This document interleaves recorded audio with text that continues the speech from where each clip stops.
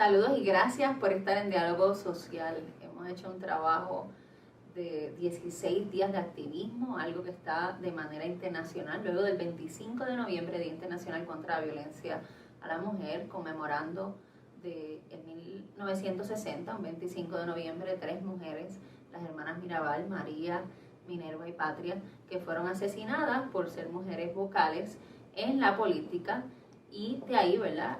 Las Naciones Unidas nombran ese Día contra la Violencia a la Mujer y se hace ahora 16 días de activismo y diálogo social con el Senado de Puerto Rico, y este panel también con la Asociación de Psicología de Puerto Rico ha traído diversos temas que esperamos que vean todos, porque ha sido traer lo mejor de lo mejor, los expertos y las expertas en estos temas para que definitivamente erradiquemos este problema social. Y hoy tenemos un tema interesante, la pregunta que todo el mundo se hace cuando ve estas noticias que no nos gustan, que es: ¿y qué pasa con el agresor? ¿Qué pasa con el que hace el maltrato, con la agresora? ¿Qué está pasando con la violencia? ¿Quién la ejecuta? Y para eso tenemos un panel espectacular que usted ya está viendo, ¿verdad?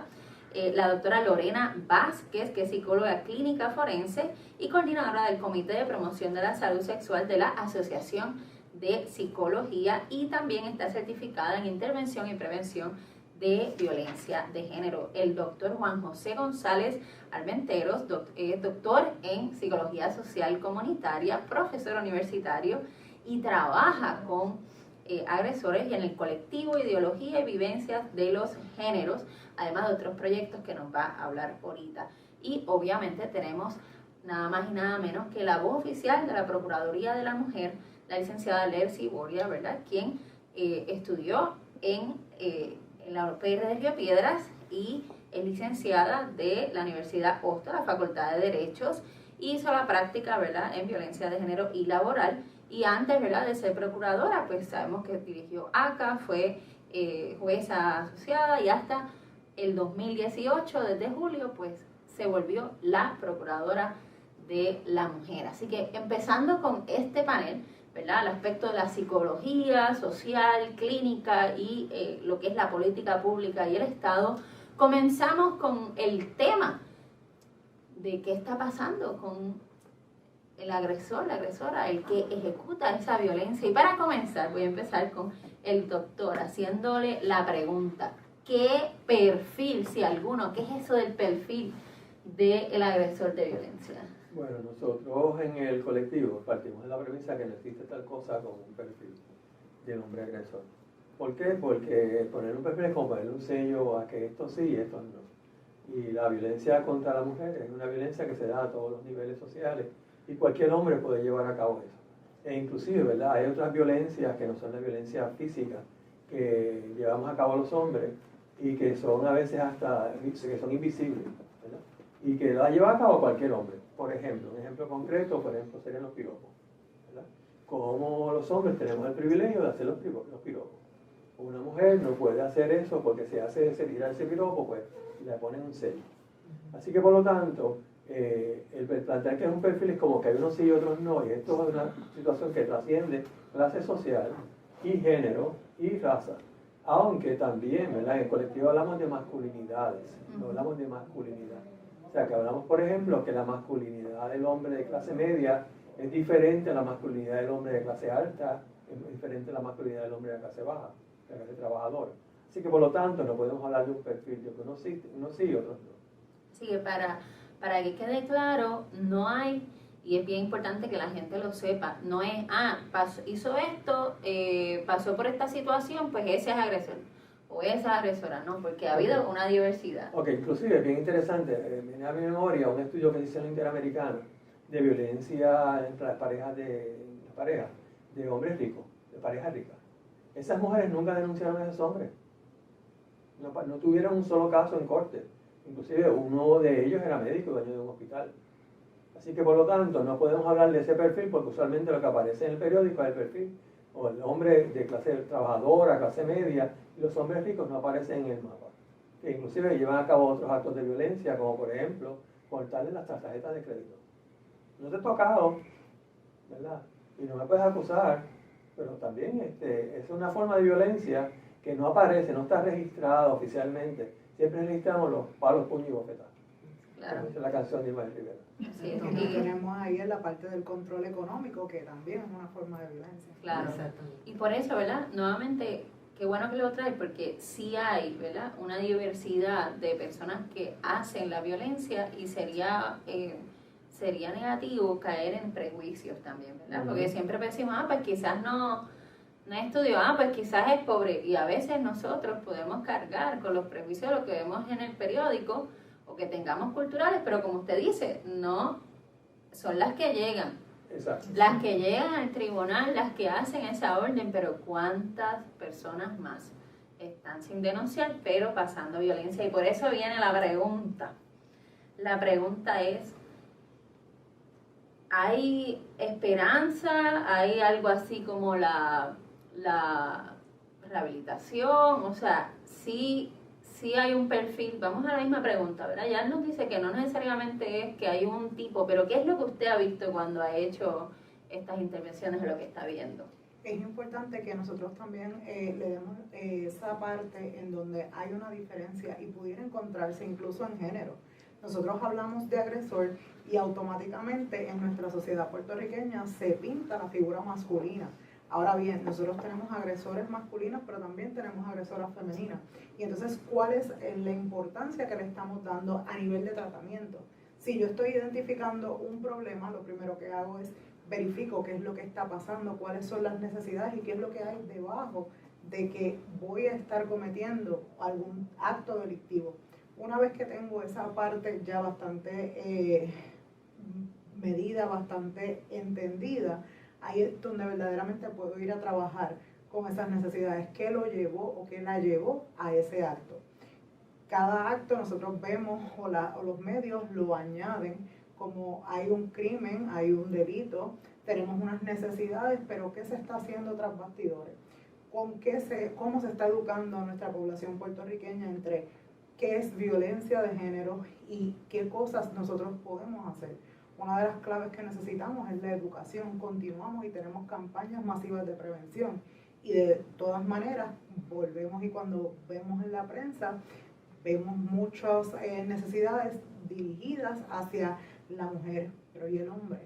Cuando va por ejemplo, cuando va a comenzar una parte de denuncia, cuando un caballero va a un cuartel, ¿cómo es tratado una vez que dice que está recibiendo o está siendo víctima de violencia de género? Todo esto juega un papel en las estadísticas que luego entonces se ve una diferencia o pudiera verse una diferencia entre lo que es varón y lo que es hembra. Y es bueno que lo traiga, ¿verdad? Porque yo creo que hay que dejar claro que el machismo afecta a las mujeres como a los varones, ¿verdad? Y que son las masculinidades, lo que planteaba el doctor. Y antes de pasar, ¿verdad?, a lo que es, a dónde van, se sabe por estadística, ¿verdad?, que hay una lamentable realidad de que si, por ejemplo, el promedio es 20 querellas, 25 hasta 30 diarias de violencia doméstica y 60 de maltrato infantil. Sabemos que en la población penal hemos visto una tendencia de que personas que terminan enjuiciadas por quizás un maltrato vivieron eso anteriormente. Eso es algo que sí usted ha visto, usted cree que tiene que haber un espacio de sanidad o de tratamiento. ¿Cuán importante es, verdad, decir, puede un psicólogo quitar el estigma que hay todavía de la psicología, ¿verdad? Porque si tenemos la social comunitaria, sabemos que la clínica los otros días salió que estaban llenos. Así que quiero ahí atender ese aspecto psicológico porque creo que tenemos que hacer un llamado a que con todo lo que hemos vivido, la salud mental, ¿verdad?, es importante y todavía no podemos tener el estigma de que ir a un psicólogo es negativo, al contrario, es justo y necesario. ¿Qué piensa? Yo quería interrumpir en el sentido de que cuando se usa el concepto de salud mental, ¿verdad?, nosotros en el colectivo planteamos que esto no es un problema de salud mental, Claro. ¿verdad?, que estas personas no están llevando a cabo el acto porque tienen un problema de salud mental, un trastorno emocional, sino que es parte de un patrón sociocultural, ¿verdad?, del patriarcado que promueve este tipo de conducta. O sea que por lo tanto no es un acto de salud mental, no están enfermos, ¿verdad? Y por lo tanto en ese sentido no hablamos de terapia como sabría en términos de psicología clínica. Claro, y es importante, ¿verdad?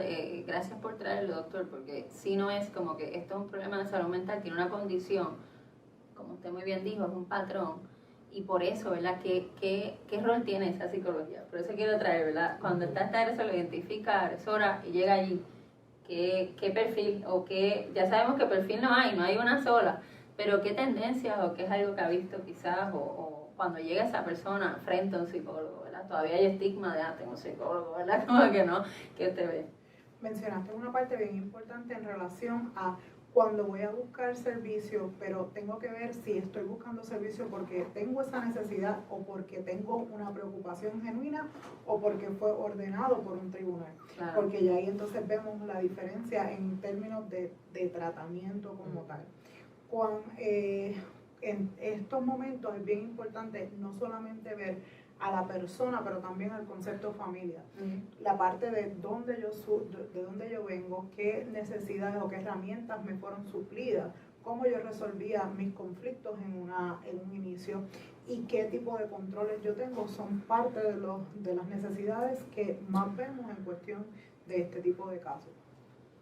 Gracias, y obviamente sabemos que hay, lamentablemente por las estadísticas, personas que dicen, sí, usted cometió una violencia, y sabemos que si no están quizás dirigidos a cárcel o a grillete, una de las cosas que siempre se escucha es los programas de desvío. Así que, procuradora, ¿qué está pasando con eso? ¿Funciona? ¿Qué hay?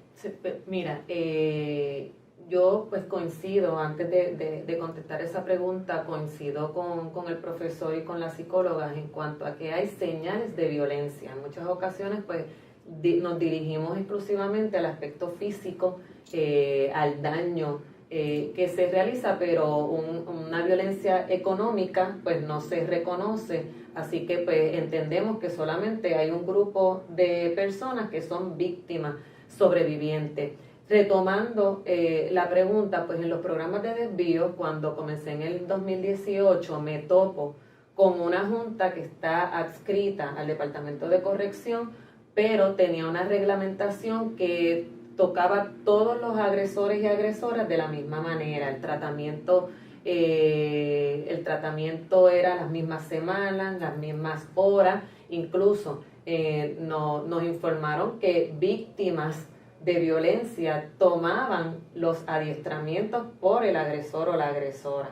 Así que así de dramático es. Sabemos que los programas de desvío antes se trabajaba de manera voluntaria, había un reconocimiento por parte del agresor o la agresora de querer cambiar ese tipo de conductas, reeducarse, pero ciertamente con la aprobación de la Ley 54, pues hubo esta introducción de los programas de desvío que lamentablemente el concepto se ha desvirtuado y se entiende que me voy a acoger al programa de desvío para no cumplir ninguna sentencia, y pues por ahí ya comenzamos mal porque no hay un reconocimiento de ese agresor o de esa agresora. Así que me topo con esto, inmediatamente procedimos a activar la junta con los miembros, con todos los miembros, con las organizaciones. Utilizamos evidencia científica para trabajar con el reglamento, fiscalizamos los programas de desvíos, que habían 26 programas de desvíos y solamente uno tenía licencia vigente.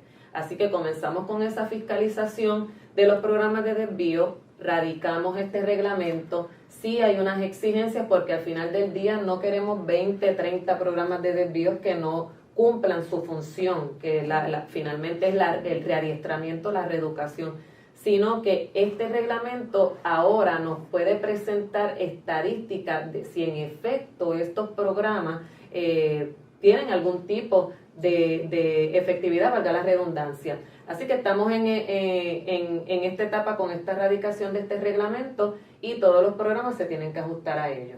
Y aprovechando que dice eso, ¿verdad? Comenzando esa segunda ronda de preguntas, hemos visto, ¿verdad? O hay una idea no solamente de que podrían esquivar la cárcel por el programa de desvío, sino una vez llegan allí, ¿verdad? El proceso de corrección, ¿verdad? De reeducarse, o qué pasa una vez llegan allí. Así que, ¿qué usted cree que se puede hacer desde la política pública o lo que ha visto en esa área de corrección particularmente? Pues ciertamente nosotros siempre cuando hablamos de inversión en todo lo relacionado a la prevención, no hablamos exclusivamente de OPM. Todos sabemos que OPM solamente es una agencia que procura que las agencias que vayan a intervenir con este tipo de temas tengan los recursos idóneos para eso. Por eso es que promovemos que el Departamento de Corrección se le asignen fondos para ver qué es lo que pasa, no solamente para quien no cumple sentencia y se acoge al programa de desvío, sino que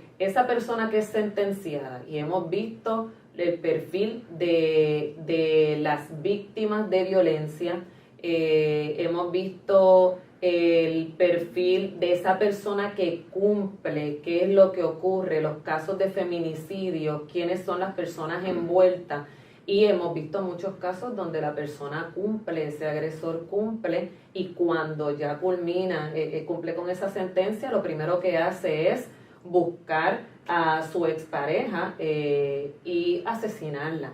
Así que eso es algo que son los hechos, es algo que estamos, para eso es que estamos, necesitamos las estadísticas, no simplemente para contar y decir que hay 10, 20, sino que la estadística es algo sumamente importante para saber cómo nos vamos a dirigir, cuál es el programa que necesitamos, dónde es que necesitamos trabajar, qué es lo que nos falta.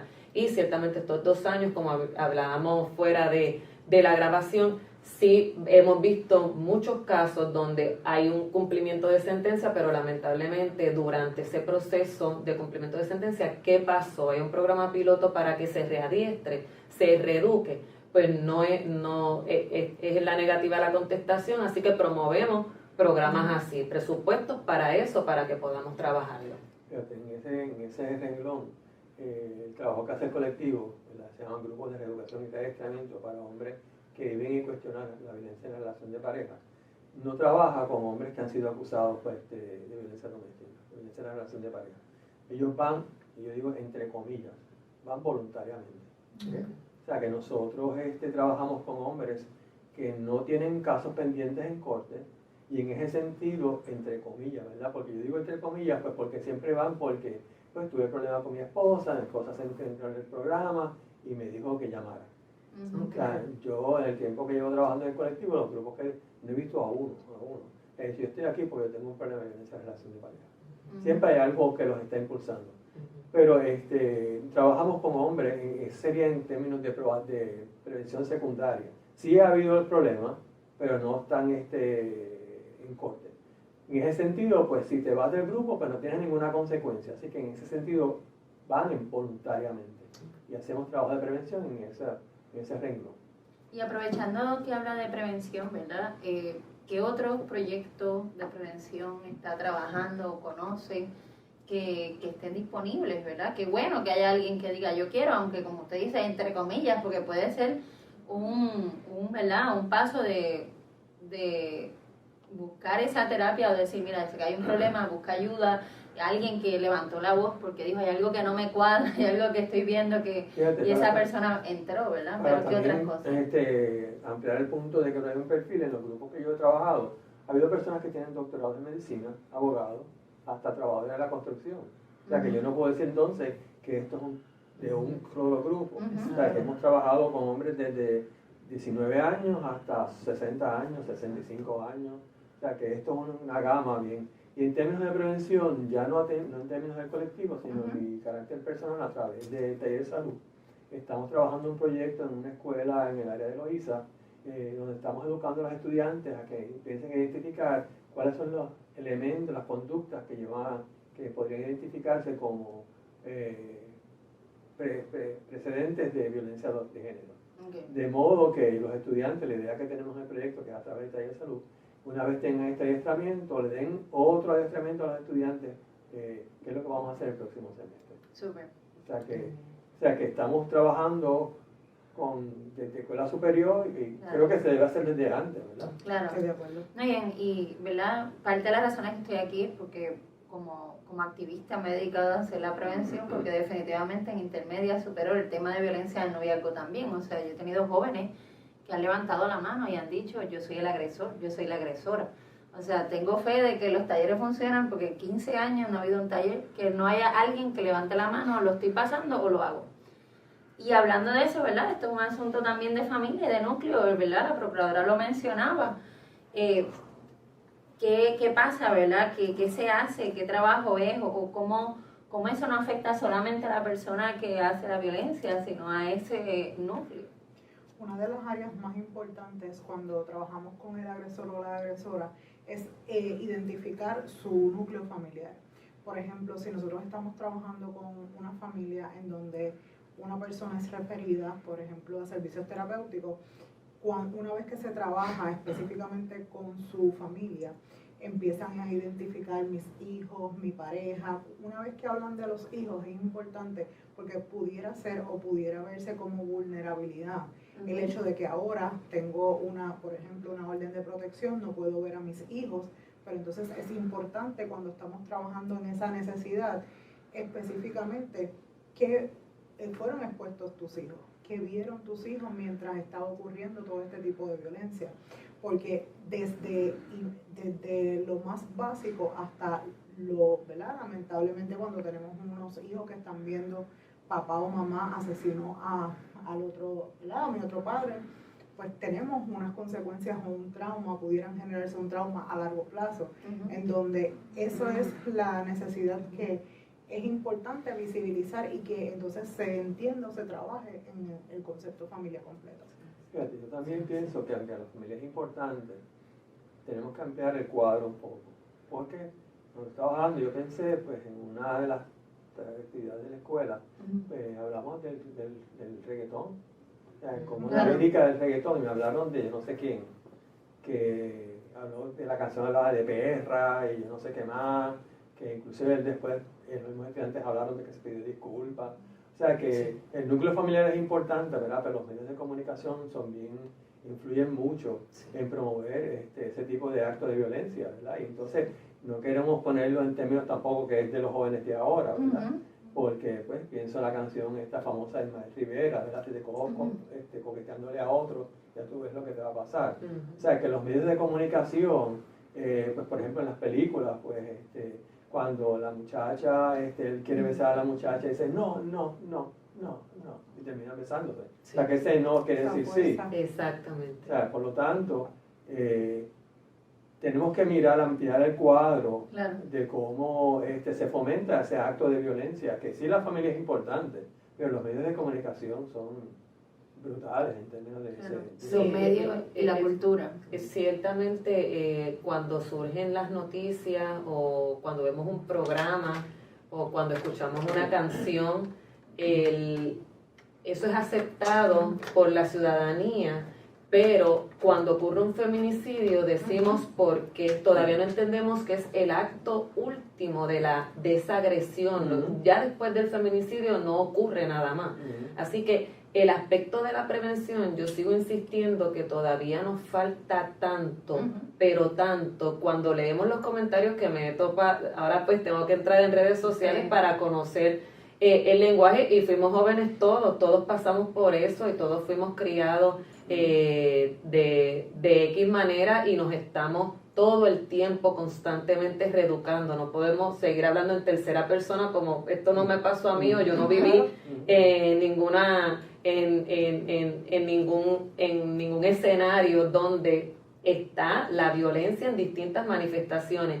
Y el hecho de las canciones, recientemente estaba hablando con al compañero mío maestro, donde me decía que en su escuela había una música en el lobby donde me decía, mira Alexis, ya yo soy un adulto, pero no puedo con este tema donde está nuevamente uniendo el aspecto sexual, el aspecto que lo une con la droga, que lo estamos viendo como que es parte integral. Esto tiene que suceder con esto otro y lo estamos promoviendo, lo estamos aplaudiendo, lo estamos cantando y es un reto bien grande para todos los que estamos trabajando día a día con romper todas estas agresiones, todas estas conductas. Se nos hace sumamente difícil y no solamente en el aspecto de la familia, ciertamente podemos tener una familia modelo, pero las redes sociales están, las comunicaciones están, los programas continúan, los ratings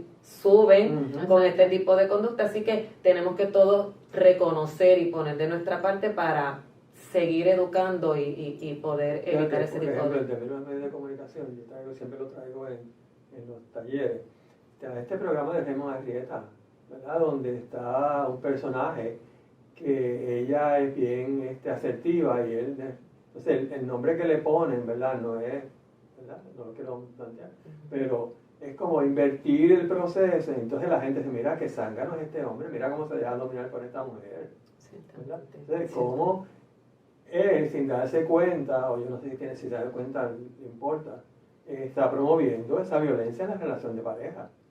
Y normalizarlo. normalizarlo. Que entonces cuando vamos a los comentarios que estaban mencionando específicamente, una vez que vemos una noticia de cualquier violencia de género y vamos a los comentarios, se trabaja y se ve, no, pero yo hubiera hecho esto, o yo hubiera hecho esto otro, pero exacto, vamos a detenernos un momento, es que ni una cosa ni la otra, lo importante es evitar lo que está ocurriendo.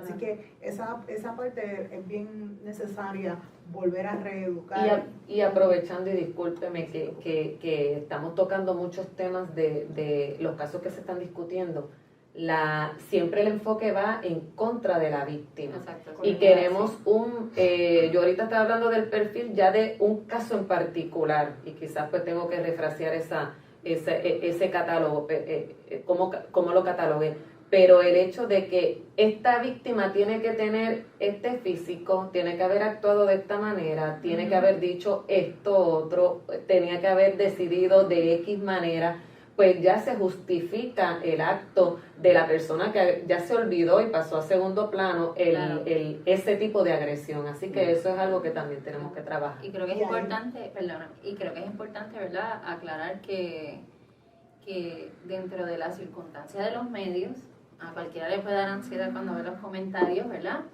Pero tenemos la situación de que a veces lamentablemente se justifica, como mencionó, ¿verdad?, el acto del agresor o de la agresora por todo que lamentablemente la estadística, ¿verdad?, nos está enseñando que hasta en un acto reciente, como todo lo que hemos visto en los medios, están buscando culpar otra vez a la víctima y justificar el acto de la persona que agrede. Yo creo que eso es un momento importante, porque si hay algo que tenemos que estamos planteando aquí es qué rol, qué está pasando con la persona que hace el acto y qué rol nosotros como sociedad, fuera de la cultura que tenemos los medios, ¿verdad?, las canciones, estamos tocando, que lo primero que nos da por preguntar es algo habrá hecho para que pasara eso, y cómo eso lo tenemos que cambiar desde la violencia doméstica hasta la violencia sexual, cuando los medios preguntan qué tenía puesto y ahora salió, ¿verdad? Y cómo manejamos nosotros no caer quizás en esa justificación, porque lamentablemente, ustedes me dicen, ¿verdad?, ustedes trabajan con ellos o ellas,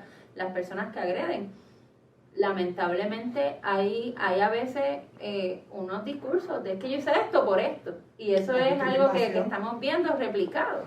Correcto. Eso es lo que se llama en el ciclo de violencia doméstica, ¿verdad? Minimizar o justificar el acto, ¿verdad? Y no me hago responsable de eso. Es una de las cosas que nosotros trabajamos en el colectivo, que los participantes aprendan a aceptar su responsabilidad, que no es culpa, es responsabilidad, que aceptes responsabilidad por tu acción. Y por eso es que se llama Grupo de Educación Resistente para Hombres que Viven y Cuestionan, o sea que se va a cuestionar esa construcción de la masculinidad y cómo esa construcción de la masculinidad te lleva entonces a llevar a cabo unos actos, ¿verdad? Y que no la culpes a ella, porque va a ser parte del proceso. Al principio es ella fue, termina hablando yo fui, ¿verdad? Y empezar a minimizar en términos de, yo le digo un empujoncito, y no es hasta que hay cierto nivel de confianza y dicen, no, yo le empujé, le di un puño, porque, ¿verdad? La tendencia es que yo no, fue que ella me provocó, si no fuera por ella yo no lo hubiese hecho. Claro, y ¿verdad?, corríjame, pero según la estadística, aunque no necesariamente es la que llega a los medios o la que llega quizás a la querella, la realidad es que hay muchísimo maltrato emocional también, ¿verdad? Yo creo que esa idea de que se tiene que ver, pues también hay que romper con ese estigma, porque puede puede caer la más que tenga doctorado, a la persona que menos haya estudiado, ¿verdad? Hablando de clases, pero otras cosas, porque definitivamente le hace esa autoestima y hace igual daño. Incluso las consecuencias son mucho más fuertes a largo plazo.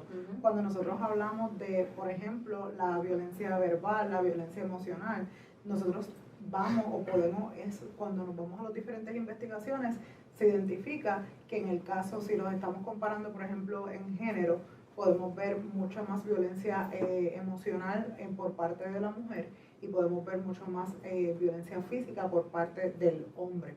Y esto es importante identificar que estamos hablando de parejas heteronormativas, pero no significa que no tengamos parejas, ¿verdad?, del mismo sexo que están teniendo las diferencias y los diferentes tipos de violencia. Fíjate, en términos de esa prevención también en taller de salud, hay un grupo de muchachas que se llama Grupo Afro-Caribeño que acaban de sacar un video que está en YouTube, Tumba el acoso callejero. ¿Verdad? De cómo, ¿verdad?, esas violencias pequeñitas, que es lo que yo estoy tratando de enfatizar en los talleres, como esas pequeñas cosas, ¿verdad? Porque siempre pensamos en el acto violento físico. Y el otro, como tú bien señalas, porque yo te dije algo y después tú dices, yo no dije eso. Pruébamelo. Yo no lo dije. Pues eso fue lo que tú entendiste. Yo no lo quise decir de esa forma. Entonces esa violencia es consistente. ¿Verdad? Y entonces, por ejemplo, lo que estaba diciendo ahorita, cómo los jóvenes, cuando yo traigo el piropo como un acto de violencia, pero ahora no voy a decir nada. ¿Qué voy a hacer? Me voy a quedar callado. ¿Verdad? No lo ven porque está normalizado como que yo puedo hacerlo, aunque sea fino. ¿Verdad? Ajá, exactamente. Y un poquito en cuanto a, ¿verdad?, hemos hablado de características, pero que no necesariamente hay un perfil, ¿verdad?, para todo. Hemos hablado, ¿verdad?, de que sí, en efecto, 9 de cada 10 víctimas de violencia doméstica son mujeres, pero hay que mirar, ¿verdad?, las personas que son agresoras o cuántas faltan por denunciar por todos los estigmas que podrían tener a la hora de buscar esa orden.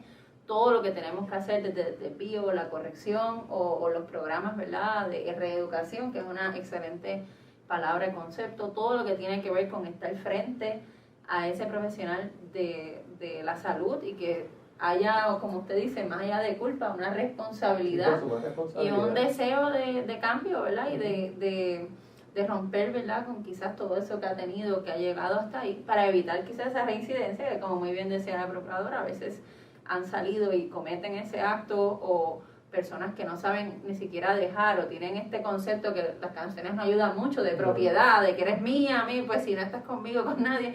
Así que hemos visto, ¿verdad?, mucho sobre el tema de la violencia, pero un poco para ir cerrando. Voy a ir uno a uno, ¿verdad? ¿Qué comentario, si tuvieran, siempre le hacen la pregunta, si hay una víctima, este es el número, y eso se va a permitir aquí, porque obviamente hay líneas de orientación o hay lugares a donde ir. Pero también, ¿verdad?, ¿qué mensaje se le puede dar a esa persona que hoy está siendo la persona que comete la violencia y qué sitios puede ir? Comenzamos. Bueno, en el caso del colectivo, el colectivo tiene una página que pueden buscarla en internet y escribir el colectivo y ahí le pues, ponen en contacto de cómo pueden accesar los servicios del colectivo. Gracias, doctora. Nosotros estamos a través de la Asociación de Psicología de Puerto Rico. En mi caso en particular, estoy en el área sur con Starfish Psychological Services y en el área norte con el Centro Bienestar. En cuanto a la oficina, pues nosotros trabajamos con víctimas sobrevivientes, el 787-722-2977. Ese número es confidencial, 24/7. Al mismo tiempo, cuando llamen, tenemos un directorio de todas las organizaciones y agencias que pueden trabajar todos los temas, no solamente el aspecto de violencia doméstica, sino que también hostigamiento sexual, que poco se erradica y es parte de la violencia que existe tanto contra los hombres como contra las mujeres. Es muy poco lo que se erradica, pero es algo que nosotros estamos trabajando. Casos de lactancia, donde también pueden ser orientadas nuestras mujeres trabajadoras. Hay muchas leyes protectoras, así que pueden llamar a ese número. Ajá. No, y que quiero ver si, ¿verdad? Yo creo que otra cosa que es bien importante en términos de las parejas del mismo sexo. ¿sabes? La violencia en las parejas del mismo sexo está invisibilizada. Sí. Por ejemplo, yo no sé si la procuradora, la oficina de la procuradora, tienen estadísticas de violencia en parejas del mismo sexo, ¿verdad? Si las hay, no las conozco, ¿verdad? Pero que es bien importante para que vean la magnitud del problema, porque Claro. siempre nos quedamos con las parejas heterosexuales. Sí, ¿Verdad? y desde la enmienda a la ley realmente la policía lo ha dividido por sexo, pero no cuáles son heterosexuales versus personas del mismo sexo. Así que sí falta un asunto estadístico desde la misma policía, ¿verdad? Versus quiénes son mujeres y hombres. Y quería aclarar eso, la oficina de la Procuraduría recopila la información de tanto del negociado de la policía, así que la información que tiene el negociado, por eso es siempre nuestro reclamo en cuanto al lenguaje de las estadísticas. Porque el Instituto de Estadística puede tener una información, el negociado puede tener otra información, administración de tribunales, donde se radican las órdenes y se ven los casos, puede tener otra estadística. Nosotros recopilamos, pero siempre ese es nuestro mensaje, que tengamos un registro único para que podamos definir agresiones sexuales, casos de feminicidio, esa estadística que nos ayuda a poder entender dónde es que existe la problemática. Y si pudieran, porque creo que eso faltó, pero voy a lanzarla de nuevo, ¿verdad? Voy a la procuradora, y si ustedes dos también como psicólogos quieren decirlo, ¿verdad? Personas que tienen el tratamiento, si hoy este video por alguna razón lo está viendo una persona que es la que o el que comete la violencia, ¿qué mensaje tiene para ese agresor o agresora que estuviera viendo este video? Bueno, yo pienso que lo que estaba diciendo ahorita, comunicarse con el colectivo, siempre y cuando que sepan que esto es un proyecto para hombres, en este caso estamos trabajando con parejas heterosexuales, que no tienen casos pendientes en corte. O sea, que tienen la opción de buscar una alternativa antes de, como dirían por ahí, buscarse un caso. Bien, excelente. En el caso de mis colegas y yo, nosotros trabajamos ya una vez que tienen casos pendientes, así que en este momento pudiera ser que la persona identifique: yo no me siento bien, yo entiendo que lo que yo estoy viviendo y lo identifico como violencia de género, pero quizás mi pareja no me ha denunciado, o hay algún tipo de temor. Pues mira, vamos a buscar ayuda antes de que todo esto se me salga de las manos. ¿Qué necesidades hay? ¿Cómo yo voy a ir identificando y sobre todo protegiéndome, tanto a mí como a mi familia? Porque todos tenemos, ¿verdad?, un rol importante en ese momento. Así que yo entiendo que el mensaje sería ese: buscar ayuda que verdaderamente sea dirigida hacia las necesidades reales de esa familia o de esa persona. Otro sitio donde pueden buscar ayuda a través de Taller Salud. Taller Salud tiene un teléfono que pueden llamar para buscar ayuda si se presenta la problemática. Y en cuanto a la oficina de la Procuraduría, ciertamente nosotros trabajamos con la víctima sobreviviente, sin embargo, y somos el enlace para los servicios de las víctimas sobrevivientes. Sin embargo, cualquier agresor o agresora que necesite información y tenga ese reconocimiento, pues tenemos un directorio donde podemos referirlo. Y la otra opción también es a través de los medios de comunicación. Yo creo que no hay suficientes anuncios promoviendo la prevención de la violencia, las relaciones de género. Sale alguno que otro, y lo pongo en términos de televisión y la radio, darle más promoción a esa, porque no es suficiente. Cada uno puede, y lo que trae este panel, ¿verdad?, y el interés de diálogo social y de estos 16 del activismo, es que tengamos una conversación y que no se quede en decir que hay un problema, sino que seamos parte de la solución. Y hay muchas áreas. Esto es interagencial, esto es interseccional, hay secciones distintas, hay distintas miradas, hay distintas problemáticas, y por eso hay que atenderlas, ¿verdad?, una a una, y no hay una sola fórmula, no hay una sola manera de verlo, pero saben que sí es suficiente hablar de esto con solo una, y lamentablemente no hay solamente una víctima en Puerto Rico. Hay miles de víctimas, hay miles de esquelas que se han escrito en los periódicos y noticias que se han cubierto de personas que han sido ¿verdad?, asesinadas, primeramente en su autoestima y su calidad y dignidad de vida y lo que valen, para terminar asesinadas probablemente por la persona que en algún momento dado les decía te amo. Y yo creo que esa es una de las cosas que tenemos que atender, y por eso es tan importante que usted vea Diálogo Social, que vea estos videos, vea a las personas que hemos agrupado para usted, ¿verdad? Para que usted tenga esa información accesible, que lo comparte el video, si es un tema que le interesa, si usted quiere indagar más. El punto es que esta sea la semilla para que germine una conversación constante, para que podamos tener una sociedad de paz. De mi parte ha sido un honor estar con ustedes y espero, ¿verdad?, que sea de bendición y que le den compartir para que mucha gente sepa que tenemos que atender todas las áreas, y una de esas también era la persona que hacía la violencia. Gracias por participar.